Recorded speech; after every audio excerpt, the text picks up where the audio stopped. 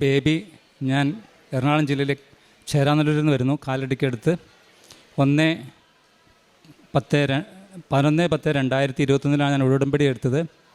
അതിനുമുമ്പ് ഞാൻ കൃപാസനിൽ വന്നിരുന്നു, വേറൊരു അമ്മയും കൊണ്ട് വന്നത്. അപ്പോൾ വന്നൊക്കെ ഞാനിങ്ങനെ ഉടമ്പടി എടുക്കാനൊക്കെ ആയിട്ട് ചോദിച്ചു. എനിക്കതിനെപ്പറ്റി അറിയില്ലായിരുന്നു. ഇങ്ങനെ ഉടമ്പടി ഞാൻ പെട്ടെന്ന് എടുത്തു പോകാവുന്നൊരു കാര്യമാണെന്ന് ഞാൻ ചോദിച്ചത്. പക്ഷേ അതുകൊണ്ട് എനിക്ക് ഉടമ്പടി എടുക്കാൻ പറ്റില്ല. അങ്ങനെ ഞാൻ ഇവിടുന്ന് പോയി. ഞങ്ങളങ്ങനെ ജീവിച്ചു. കൊറോണ വന്നു 2021. അച്ഛൻ പറയുന്ന മാതിരി ഞങ്ങൾ ജീവിതത്തിൽ കാലാവസ്ഥ പെട്ടെന്ന് മാറി. ഒരു പരിധിവരെ നല്ല വലിയ കുഴപ്പമൊന്നുമില്ല ജീവിച്ചുകൊണ്ടിരിക്കുന്ന സമയത്താണ് എൻ്റെ ഈ മകളുടെ ചുണ്ട് വളരെ വെളുത്തു വരുന്നു. ഞാൻ വിചാരിച്ചു എന്താണെന്നറിയില്ല, ഭക്ഷണം കഴിക്കാത്തതുകൊണ്ടാണെന്ന് വിചാരിച്ചു. അപ്പോൾ ഒരു 2 ആഴ്ച കഴിഞ്ഞപ്പോൾ ഞാൻ പെട്ടെന്ന് അടുത്തുള്ള ലാബിൽ പോയി ടെസ്റ്റ് ചെയ്തു. ബ്ലഡ് കൗണ്ട് അവർ പറഞ്ഞത് നോർമലായിരുന്നു. പക്ഷേ എനിക്ക് വീണ്ടും ഒരു സംശയം. ഞാൻ ഡോക്ടറെ കാണിച്ചപ്പോൾ ഡോക്ടർ വീണ്ടും ഒരു വിശദമായ ചെക്കപ്പിന് നടത്തി. ആ ചെക്കപ്പിൽ അവിടുന്ന് ലാബിൽ തന്നെ വിളിച്ചു. അപ്പോൾ തന്നെ എനിക്ക് മനസ്സിലായി എന്തോ അപകടമുണ്ടെന്ന്. അതെ, എൻ്റെ മകളുടെ രോഗം തിരിച്ചറിഞ്ഞു. 2021 മെയ് മാസം 6-ാം തീയതി എൻ്റെ മോൾക്ക് ലുക്കേമിയാണെന്ന് ഡോക്ടർ പറഞ്ഞു. ഞങ്ങളാകെ തകർന്നുപോയി. എല്ലാവരും പറയും ചെയ്ത മാതിരി പ്രാർത്ഥനകൾ വന്നു. പക്ഷേ അന്ന് ഇവിടെയും എനിക്ക് വേണ്ടി പ്രാർത്ഥിക്കാൻ കാര്യങ്ങൾ ആവശ്യപ്പെട്ടിട്ടുണ്ടാവും. എല്ലാ സ്ഥലത്തും പ്രാർത്ഥനകൾ നടന്നു. കേരളത്തിലെ ഒട്ടുമിക്ക ധ്യാന കേന്ദ്രത്തിലേക്ക് ഞങ്ങളുടെ പ്രാർത്ഥന ലഭിച്ചിട്ടുണ്ടാവും. അതിനുശേഷം ഞങ്ങൾ ഡോക്ടറെ അഡ്മിറ്റ് ചെയ്തു. ഡോക്ടർ പറഞ്ഞു 2 ചാൻസ് ഉണ്ട്. ആ രണ്ടും ഒന്നുകിൽ നമുക്കിവിടെ ബോൺമാരോ ട്രാൻസ്പ്ലാന്റ് ചെയ്യണം, കീമോ ചെയ്യണം. ഒത്തിരി ബുദ്ധിമുട്ടാണ്. അതെല്ലാം ഒരു അനുഗ്രഹമുണ്ടെങ്കിൽ ദൈവം അനുഗ്രഹിച്ചാൽ നമുക്ക് സാധിക്കുമെന്ന് പറഞ്ഞു ഡോക്ടർ. എല്ലാം ഞാൻ ട്രീറ്റ്മെൻറ്റായി മുന്നോട്ട് പോയി. ഇവളുടെ ബോൺമാരോ മാച്ച് ചെയ്യുന്ന ആരെങ്കിലും നോക്കി. ഇന്ത്യയിലാകെ 4 പേരുള്ളൂ. ആ 4 പേരും വില്ലിങ് ആയിരുന്നില്ല. പിന്നെ വീണ്ടും യൂറോപ്പിലേക്ക് ഞങ്ങൾ വീണ്ടും ആ ഡോക്ടർ അപേക്ഷ ക്ഷണിച്ചു. ഞാൻ റിക്വസ്റ്റ് ചെയ്തപ്പോൾ ഒരു അമ്മ പോളണ്ടിൽ നിന്നും ഇവൾക്ക് ബോൺമാരോ തരാനായിട്ട് സന്നദ്ധയായി. ശരിക്കും നല്ല കോവിഡിൻ്റെ കാലമാണ്. ഡോക്ടർ പറഞ്ഞു റിസ്ക്കാണ്, കോവിഡാണ്, തടസ്സങ്ങൾ വരാം. ഞങ്ങളിങ്ങനെ പ്രാർത്ഥിച്ചുകൊണ്ടിരുന്നു. എൻ്റെ കുടുംബവും വളരെയധികം പ്രാർത്ഥിച്ചിരുന്നു. അങ്ങനെ ബോൺമാരോ ട്രാൻസ്പ്ലാന്റ് ചെയ്യാൻ ഡേറ്റൊക്കെ തീരുമാനിച്ചു. അപ്പോൾ ഇവൾ ഡൽഹിയിലാണ് പഠിച്ചുകൊണ്ടിരുന്നത്. ഡൽഹിയിൽ ഡിഗ്രി ചെയ്യുന്ന സമയമായിരുന്നു. ഡൽഹി ഡിഗ്രി സമയം ഇവളുടെ ലാസ്റ്റ് സെം എക്സാം. ഇവൾ ഹോസ്പിറ്റലിലാണ്. അപ്പോൾ ഇവൾക്കൊരു പനി വന്നു. പനി എന്ത് ചെയ്താൽ മാറുന്നില്ല. ഡോക്ടർ പറഞ്ഞു ഞാൻ അറിയാവുന്ന ടെസ്റ്റുകളൊക്കെ ചെയ്തിട്ടുണ്ട്, പനി എന്താണെന്നും അറിയുന്നില്ല, നമുക്ക് വീണ്ടും ടെസ്റ്റ് ചെയ്യാൻ നോക്കി കഴിഞ്ഞപ്പോൾ ഇവൾക്ക് അവസാനം തിരിച്ചു ഫംഗൽ ന്യൂമോണിയാണ്.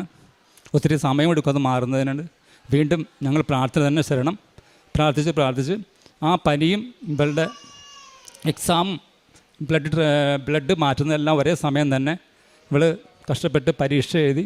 ആ പരീക്ഷ നല്ല മാർക്കോടെ തന്നെ പാസ്സാകാൻ ദൈവം നമ്മൾ അനുഗ്രഹിച്ചു.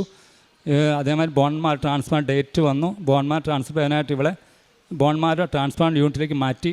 അപ്പോൾ എൻ്റെ ഭാര്യ പറഞ്ഞു ഞാനൊരിക്കലും ഇവളെ കാണാൻ പോകാൻ പറ്റില്ല, കാരണം കൊറോണ. ഞങ്ങളവിടെ കിടക്കണേ തന്നെ ഒത്തിരി പ്രാവശ്യം കോവിഡ് ടെസ്റ്റ് ചെയ്താൽ മാത്രമേ കിടത്തിയുള്ളൂ. അങ്ങനെ ഇവളും അമ്മയും മാത്രമാണ് ആ റൂമിലുണ്ടായിരുന്നുള്ളൂ. ഇവളെ ബോൺമാരോ ട്രാൻസ്പ്ലാന്റ് ചെയ്യുന്ന യൂണിറ്റിലേക്ക് മാറ്റി ഇവൾ തന്നെയായി. അപ്പോൾ എന്നെ അമ്മ തന്നെ ആയതുകൊണ്ട് മാത്രം അവിടേക്ക് കടത്തി വിട്ടു. അപ്പോൾ അതിനു മുമ്പ് എന്നോട് പറഞ്ഞു നിങ്ങളിവിടെ വന്ന് ഒരു പ്രാവശ്യം ഉടമ്പടി എടുക്കാൻ ശ്രമിച്ചതല്ലേ, കൃപാസനത്തിൽ വന്ന് ഉടമ്പടി എടുക്കുക എന്ന് പറഞ്ഞു. ഞാൻ ഉടനെ തന്നെ ഇവിടെ വന്ന് ഉടമ്പടി എടുത്ത് അച്ഛനെ കാണിച്ചു. മോളുടെ ഫോട്ടോ മൊബൈലിൽ അച്ഛനെ കാണിച്ചു. അച്ഛൻ ഈ മാതാവിൻ്റെ രൂപത്തിൽ മുട്ടിച്ചിട്ട് പ്രാർത്ഥിച്ചിട്ട് പറഞ്ഞു ഇവിടെ വന്ന് സാക്ഷ്യം പറഞ്ഞോളാൻ പറഞ്ഞു. അങ്ങനെ ഞാൻ പോയി. ഞാൻ ഹോസ്പിറ്റലിൽ ചെന്നപ്പോൾ ഇവിടെ യൂണിറ്റിലേക്ക് മാറ്റിയിരുന്നു. ഞങ്ങൾ ഇവിടെ ബോൺമാരോ ട്രാൻസ്പ്ലാന്റ് ചെയ്തു. ഒത്തിരി കുറേ കാര്യങ്ങളുണ്ട് അതിൻ്റെ ഉള്ളിൽ. അതൊന്നും ഞാൻ ഇപ്പോൾ പറഞ്ഞു കഴിഞ്ഞാൽ സമയം കൂടുതൽ പോകും, കൊച്ചിനും വിഷമം. അതുകൊണ്ട് ഞാൻ പ്രാർത്ഥിച്ചതിന് മാത്രമേ ശരണമായിരുന്നു. എല്ലാ ദിവസവും രാവിലെ വൈകുന്നേരം ഡോക്ടർ വിളിക്കും. ഞാൻ ഈ കാശുരൂപം കഴിപ്പിച്ച് ഡോക്ടറെ കാണാൻ പോകും. ഒരിക്കലും നല്ല വാർത്തകൾ ചിലപ്പോൾ ഡോക്ടർ പറയും, ചിലപ്പോൾ പനിയാണെന്ന് പറയും. ഇവൾക്ക് ഞങ്ങളെ വേണമെങ്കിൽ കാണാനല്ല ഡോക്ടർ കാണിച്ചു തരും. ആ മുറിയിൽ ആരുമില്ല, ഡോക്ടർ മാത്രം, സ്പെഷ്യൽ ഒരു നേഴ്സും ഒരു ഡോക്ടറും മാത്രമാണ് ആ റൂമിൽ അഡ്മിഷനുള്ളൂ. അതുകൊണ്ട് ഞങ്ങൾ കാണാൻ പറ്റില്ല. എന്നോട് ചോദിച്ചു ഓൺലൈനിൽ കാണണമെന്ന് വെച്ചാൽ പറഞ്ഞു വേണ്ട, എൻ്റെ മോൾ അങ്ങനെ കാണണ്ടെന്ന് പറഞ്ഞു. അങ്ങനെ വീണ്ടും ഇവളുടെ ബോൺമാരോടൊപ്പം ആ യൂണിറ്റിൽ 3 പേരാണ് ഉണ്ടായിരുന്നത്. ഒരാളൊരു മെൻറ്ററായിരുന്നു, ഒരു ലേഡി. അവരുടെ ബോൺമാരോ ട്രാൻസ്പ്ലാന്റ് ഗ്രാഫ്റ്റ് ആവുന്നില്ലായിരുന്നു. ആ ബോൺമാരോ ഏകദേശം 25-30 ദിവസമായപ്പോൾ അവർ കരഞ്ഞു തുടങ്ങി. എനിക്കും പേടിയായി തുടങ്ങി. ഒരു പക്ഷേ ദൈവാനുഗ്രഹം കൊണ്ട് ഇവളുടെ പ്രാർത്ഥനയുടെ ഫലമായിട്ട് അന്നൊക്കെ ജെറീക്കോ പ്രാർത്ഥന സമയമാണ്. അച്ഛൻ ഇവിടുന്ന് ജെറീക്കോ പ്രാർത്ഥിക്കുമെന്ന് പറഞ്ഞു. ഞങ്ങൾക്ക് പ്രാർത്ഥിക്കാനായിട്ട് സൗകര്യമില്ല, കാരണം മുറിയിൽ നിന്ന് പുറത്തിറങ്ങാൻ പോലും സമ്മതിക്കില്ല. അവിടെ ആ മുറിയിൽ നിന്ന് പ്രാർത്ഥന മാത്രമായിരുന്നു ഞങ്ങൾക്ക് ശരണം. അങ്ങനെ ഒരു ദിവസം ഇവളുടെ 11-ാം തീയതി 12 ദിവസം കഴിഞ്ഞപ്പോൾ വിളിച്ച് പറഞ്ഞു അമ്മ ഇന്ന് എൻ്റെ ബ്ലഡിൻ്റെ കൗണ്ട് ടോട്ടൽ കൗണ്ട് 200 ആയി. 200 പറഞ്ഞാൽ 4000 ആണ് മിനിമം വേണ്ടത്, 200 എന്ന് പറഞ്ഞു കൊച്ച്. വളരെ സന്തോഷമായിട്ട് കൊച്ചിന് അങ്ങനെ വന്നു. ഞങ്ങളും സന്തോഷിച്ചു. 200 ആയല്ലോ എന്ന് വെച്ച് തൊട്ടടുത്തോളം പനി വന്നു. അപ്പോൾ ഡോക്ടർ പറഞ്ഞു, പനിയുള്ളത് കൊണ്ട് എനിക്ക് ഉറപ്പില്ല, നിങ്ങൾ പ്രാർത്ഥിക്കുക തന്നെ ശരണം എന്ന് പറഞ്ഞു. പക്ഷേ ഇവളുടെ പനി പെട്ടെന്ന് കണ്ടുപിടിക്കാൻ പറ്റിയ ഒരു പനിയുടെ കാരണം കണ്ടുപിടിച്ച് ഡോക്ടർ മെഡിസിൻ ചെയ്തു. ആ പനി മാറിക്കിട്ടി. അവളങ്ങനെ കറക്റ്റ് 14-ാമത്തെ ദിവസം ബോൺമാരോ ട്രാൻസ്പ്ലാന്റ് യൂണിറ്റിൽ നിന്ന് പുറത്ത് കിടന്നു. ഞങ്ങൾക്ക് വീട്ടിലേക്ക് പോകാൻ പറ്റില്ല. ആ ഹോസ്പിറ്റലിൽ നിന്ന് 5 മിനിറ്റ് യാത്ര ദൂരം പാലുള്ള ഒരു വീട്ടിലാണ് ഞങ്ങൾ താമസിക്കേണ്ടത്. അവിടെ ഞങ്ങൾ താമസിച്ചു. ഇവൾക്കൊരു ഭക്ഷണവും കഴിക്കാൻ പറ്റില്ല. ഒരു സ്പൂൺ വെള്ളം കുടിച്ചാൽ 2 സ്പൂൺ ഛർദ്ദിക്കും. ഒരു കരിക്കട്ട മാരിയായിരുന്നു ഞങ്ങളുടെ കയ്യിൽ കിട്ടിയത്. ഞങ്ങൾ എന്നിട്ട് ഈ ഒരു രൂപമൊക്കെ അവളുടെ മേത്ത് തൊടിയിച്ച് പ്രാർത്ഥിച്ചുകൊണ്ടിരുന്നു. ഏകദേശം 4 മാസം കഴിഞ്ഞപ്പോഴാണ് എൻ്റെ കൊച്ചിൻ്റെ തൂക്കം കൂടിയത്. ഇവൾ തൂക്കം കൂടാൻ വേണ്ടിയിട്ട് 2 മൊബൈലൊക്കെ ഇട്ട് പോക്കറ്റിലിട്ടുകൊണ്ട് പോകും. അല്ലെങ്കിൽ ഡോക്ടർ പറയും, നിനക്ക് ഞാൻ 2 വീക്കിലുള്ള ഭക്ഷണം തരും എന്നൊക്കെ പറഞ്ഞ് പേടിപ്പിച്ചു. അങ്ങനെ 2 മൊബൈലൊക്കെ ഇട്ടാണ് ഇവൾ തൂക്കം വെയിറ്റ് അഡ്ജസ്റ്റ് ചെയ്തത്. അങ്ങനെ ഞങ്ങൾ വീട്ടിലേക്ക് മാറി 4 മാസത്തിന് ശേഷം വീട്ടിലേക്ക് വന്നു. ഞാൻ ഇങ്ങനെ പുറത്തുനിന്ന് പോകാൻ അനുവാദമില്ല. ഞങ്ങൾ അങ്ങനെ ഇരിക്കുമ്പോഴാണ് എനിക്ക് കോവിഡ് പിടിപെട്ടപ്പോൾ ആ ഡോക്ടർ പ്രത്യേകം പറയുമായിരുന്നു, അപ്പച്ചൻ അവിടെയൊക്കെ നടന്ന് ഒരിക്കലും ഇങ്ങനെയുള്ള കോവിഡ് അല്ലെങ്കിൽ വേറെ പനിയൊന്നും കൊണ്ട് കൊച്ചിൻ്റെ അടുത്ത് പോകരുതെന്ന് പറഞ്ഞു. ഞങ്ങൾ ഒരുമിച്ച് താമസിച്ചു. യാദൃശ്ചികമായിട്ട് എനിക്ക് കോവിഡ് പിടിപെട്ടു. ഞാനാകെ പേടിച്ചു പോയി.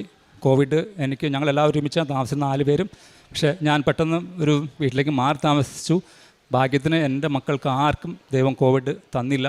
ഇവൾ വീണ്ടും ആരോഗ്യത്തിൽ തിരിച്ചു വന്നു. ഡോക്ടർ പറഞ്ഞു, ഇനി ഇവളൊരു പഠിക്കാനായിട്ട് വിട്ടോ, കുഴപ്പമില്ല. ഇവൾ പഠിച്ചത് ഡൽഹി യൂണിവേഴ്സിറ്റിയിലായതുകൊണ്ട് ഡൽഹി യൂണിവേഴ്സിറ്റി ആപ്ലിക്കേഷൻ അയച്ചപ്പോൾ PGക്ക് പഠിക്കാനായിട്ട് ഡൽഹി യൂണിവേഴ്സിറ്റിയിൽ നിന്ന് ഇവൾക്ക് ആപ്ലിക്കേഷൻ കിട്ടി. പക്ഷേ കേരളത്തിൽ അപേക്ഷ എടുത്തപ്പോൾ ഒരു കോളേജിൽ നിന്ന് ഇവൾക്ക് അഡ്മിഷനുള്ള പേപ്പർ വരുന്നില്ല. എനിക്കറിയില്ലായിരുന്നു. MG യൂണിവേഴ്സിറ്റിയിൽ ഇങ്ങനെ ഒരു ബുദ്ധിമുട്ടുള്ള കാര്യം എനിക്കറിയില്ലായിരുന്നു. അതുകൊണ്ട് ഞാൻ അടുത്തുള്ള കോളേജിലൊക്കെ അന്വേഷിച്ചു. മാനേജ്മെൻറ്റ് സീറ്റിന് നോക്കി, ബുദ്ധിമുട്ടാണെന്ന് പറഞ്ഞു. അവസാനം ഞാനിങ്ങനെ മാതാവിന് പറഞ്ഞു, എന്താണ് വഴി? ഇവളാണെങ്കിൽ കടന്ന് കരച്ചിൽ തുടങ്ങി, എനിക്ക് പഠിക്കണം, എനിക്ക് ഡൽഹി യൂണിവേഴ്സിറ്റിയിൽ അഡ്മിഷൻ കിട്ടിയതല്ല, നിങ്ങളെന്താ വിടാതിരുന്നതെന്ന് ചോദിച്ചു. ഞാൻ പറഞ്ഞു, മോളെ നോക്കാം, മാതാവ് എവിടെയെങ്കിലും നമുക്ക് അനുഗ്രഹം തരുമെന്ന് പറഞ്ഞു. അവസാനം നിങ്ങൾക്ക് ഒരിക്കലും കിട്ടില്ല, നിങ്ങൾ ഡയോസിലല്ല എന്ന് പറഞ്ഞത് കോളേജിൽ നിന്ന് ഇവൾക്ക് PG ചെയ്യാനായിട്ടുള്ള അഡ്മിഷൻ മാതാവ് ഞങ്ങൾക്ക് തന്നു. അങ്ങനെ അവളെ അവിടെ പഠിച്ച് ഏകദേശം വളരെ ശാരീരികമായ ബുദ്ധിമുട്ടുണ്ടായിരുന്നു. ഈ കെമിസ്ട്രി പഠിക്കുമ്പോൾ ലാബിലൊക്കെ കൂടുതൽ സമയം നിൽക്കണമായിരുന്നു. എൻ്റെ മോളുടെ കാലെപ്പോഴും മസിൽ കയറും. ഞാൻ എണ്ണയൊക്കെ തേച്ച് അങ്ങനെ ശാരീരികമായ പല ബുദ്ധിമുട്ടുകളുണ്ടെങ്കിലും അവൾ പഠിച്ച് ഈ വർഷം അവൾ ആ കോളേജിലെ ഫസ്റ്റ് റാങ്ക് ആവുകയും MG യൂണിവേഴ്സിറ്റിയിലെ 10th റാങ്ക് ലഭിക്കുകയും ചെയ്തു. അങ്ങനെ എൻ്റെ മോള് ദൈവം ഒത്തിരി വലിയ അനുഗ്രഹം നൽകി എന്നെ അനുഗ്രഹിച്ചു. പിന്നെ എൻ്റെ ഉടമ്പടി എടുക്കാൻ വന്നപ്പോൾ ഞാൻ ഈ പറഞ്ഞ അച്ഛൻ്റെ പ്രസംഗമോ കാര്യമൊന്നും അധികം ശ്രദ്ധിച്ചിട്ടില്ല. കാരണം എൻ്റെ ശ്രദ്ധ മുഴുവൻ വെളിയിലായിരുന്നു. അപ്പോൾ ഈ ഉടമ്പടി പുതുക്കിയതിന് ശേഷമാണ് ഞാൻ വീണ്ടും പ്രേക്ഷിത പ്രവർത്തനങ്ങൾ ചെയ്യാൻ ആരംഭിച്ചത്. വിലക്കുറവുണ്ടായിരുന്നു. ഞാൻ പത്രം വാങ്ങിച്ച് വീടുകളിലും കടകളിലും ഓഫീസുകളിലും കൊടുക്കാറുണ്ട്. പിന്നെ ഇപ്പോൾ പ്രേക്ഷിത പ്രവർത്തനമായിട്ടും ചെയ്യുന്നത് ഞങ്ങൾ ഈ പ്രേക്ഷിത കൂട്ടായ്മയുണ്ട്. അവരുടെ കൂടെ കൂടിയിട്ട് ഞങ്ങൾ ഹോസ്പിറ്റലുകളിലൊക്കെ ഭക്ഷണം പാകം ചെയ്ത് കൊടുക്കും.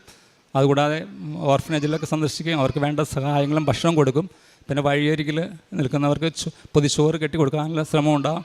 പിന്നെ അറിയാത്തതുമായ രോഗികൾ എന്നെ സമീപിക്കുന്നവർക്കും എന്നെ അറിയാത്തവർക്കും പോലെ ഞാൻ സാമ്പത്തികമായിട്ട് സഹായം ചെയ്യുന്നുണ്ട്. ഇത്രയും വലിയ അനുഗ്രഹങ്ങളൊക്കെ തന്നെ ഞങ്ങളുടെ ജീവിതത്തിലേക്ക് തിരിച്ചു കൊണ്ടുവന്ന എൻ്റെ ഈശോയ്ക്കും തിരുക്കുമാരൻ നന്ദി പറയുന്നു. അതിപ്പോൾ എൻ്റെ ജീവിതത്തിൽ ഞാൻ ആദ്യം പള്ളിയിലൊക്കെ പോകുമായിരുന്നു. ഇപ്പോൾ ഈ ഉടമ്പടിക്ക് ശേഷം വീണ്ടും എല്ലാ ദിവസവും പള്ളിയിൽ പോകും. മിക്കവാറും ദിവസങ്ങളിൽ പള്ളിയിൽ പോകും, കുർബാന സ്വീകരിക്കും.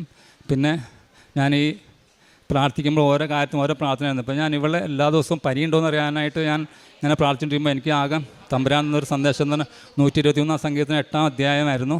പ്രഭാതത്തിന് കാരണത്തെ പറ്റി കേൾക്കട്ടെ, എന്നാൽ അങ്ങനെയാണ് ആശ്രയിക്കുന്നത്. അങ്ങനെ ആ വചനം വെച്ച് ഞാൻ പ്രാർത്ഥിക്കുമായിരുന്നു. അതോടൊപ്പം പള്ളിയിൽ പോകുമ്പോൾ ചൊല്ലിക്കൊണ്ട് പോകാനായിട്ട് ഞാനൊരു 4 സംഗീതത്തിന് അധ്യായങ്ങൾ കാണാപ്പാഠം പഠിച്ച് അതും ചൊല്ലിക്കൊണ്ട് പള്ളിയിലേക്ക് പോകും. അപ്പോൾ വേറെ വലിയ ഓർമ്മകളൊന്നും എൻ്റെ മനസ്സിലേക്ക് വരില്ല. ഇത്രയും വലിയ അനുഗ്രഹങ്ങൾ തന്ന് എന്നെ അനുഗ്രഹിച്ച കൃപാസനം അമ്മയ്ക്കും തിരുക്കുമാരനും ഞാൻ